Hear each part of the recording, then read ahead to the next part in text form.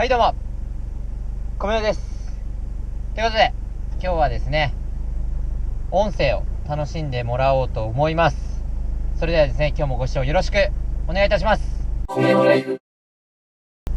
の後ですね、今買った状態のまんまなんですけど、この後、HKS のエアクリーナーとマフラーを変えようと思ってます。なので、ノーマルである状態は、もうこの動画が最後になるかなと思いますので、ぜひですね、音楽しんでいただければなと思います。